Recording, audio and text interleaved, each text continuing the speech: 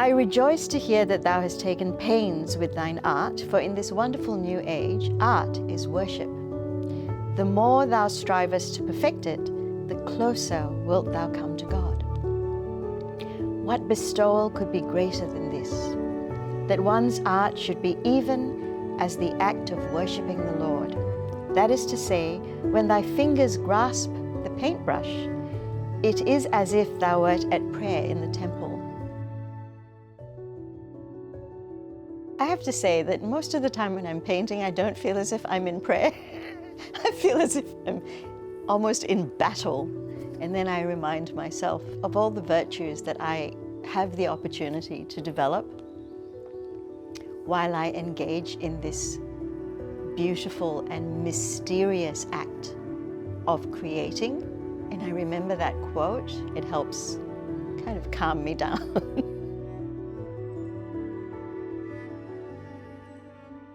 I actually trained as a scientist, which anyone who knows me would think is really, really odd, because I can't add up numbers. In fact, I get numbers backwards. I have mild dyscalculia, which is the number equivalent of dyslexia. I can't do something the exact same way twice, but I kept accumulating degrees in science, maybe hoping that I would get better at it. There was a long period in my life, 7 years, that I had chronic fatigue syndrome. And at the beginning of that, so when I first got sick, it was in the late 90s. My husband, who has passed away now, Greg Parker, he was a musician, and we were both performing. It was a really intense life. So I had already left the field of medical research and sort of moved into the arts, but it was my husband's kind of arts that I was, sort of immersed in. And after a few years of that, I got very sick, and nobody knew what was wrong with me. It's very similar to long COVID. It's a post-viral syndrome, and now there's so much known about it. But back then, no one knew anything about why this woman was suddenly unable to get out of bed. And doctor after doctor didn't have an answer for me. And one doctor, who was really annoying actually, because he seemed really patronizing, sort of looked me in the eye and said, "Do you have an outlet for your creativity?" And I actually wanted to slap him. So this is going back to 1998. And at that stage, no, I didn't have an outlet for my creativity, but what the heck did that have to do with why I, was so ill? Fast forward a number of years, when I started studying art, it coincided with, or perhaps led to, part of my physical recovery. It was one of the factors that led to my physical recovery. But I think that he was onto something, even though he was so annoying. I have been fortunate and unfortunate to have had multiple points of adversity in my life. I went from having a really extremely busy life, juggling multiple things, a young family, a marriage, a performance, blah, blah, blah, to having days where I couldn't walk.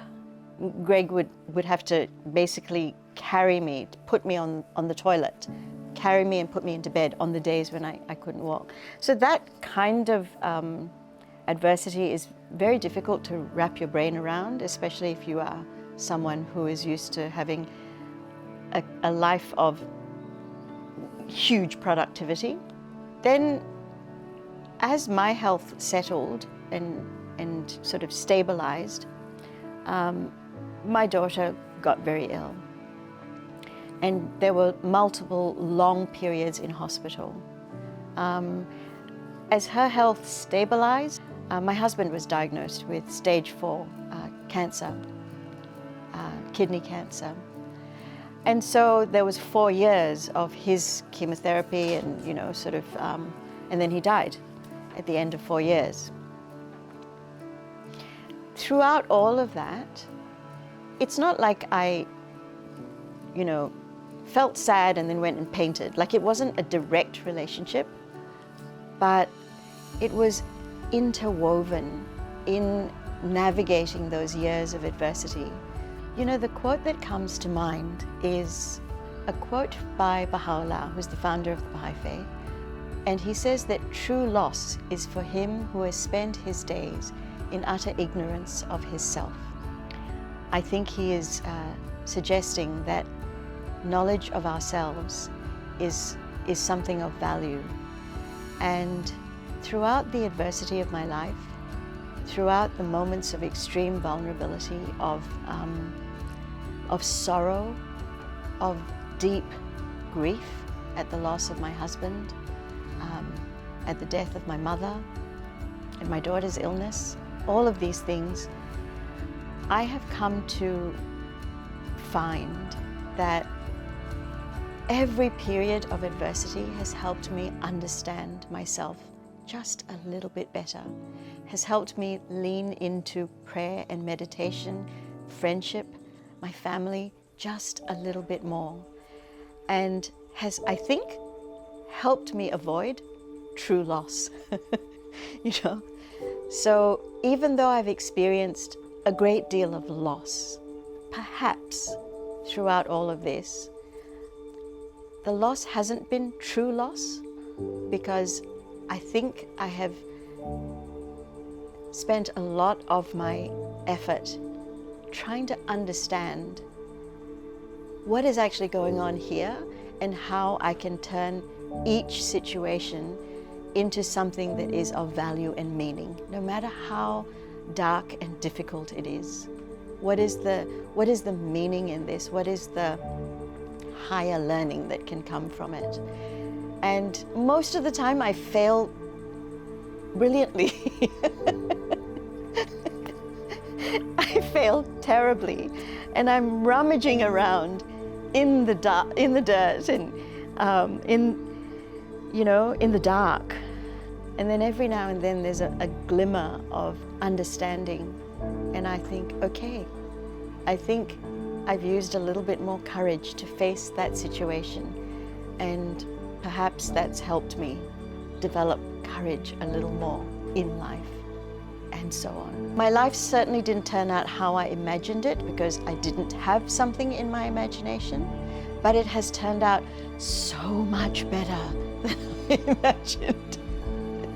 So much better. It is a privilege to have art and teaching and writing as a profession. It is a privilege to have lasted in the creative industries, which are so difficult to actually make a living in.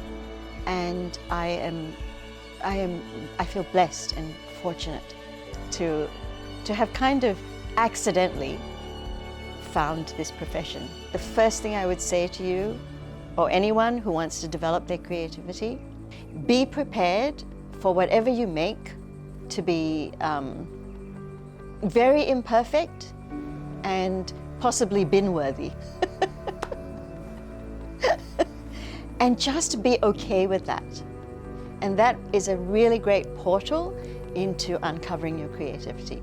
Just go into it with a light heart and a curious heart. The nature of the creative process is one of extreme vulnerability and quite a lot of fear, actually, because there are no certain outcomes in creativity.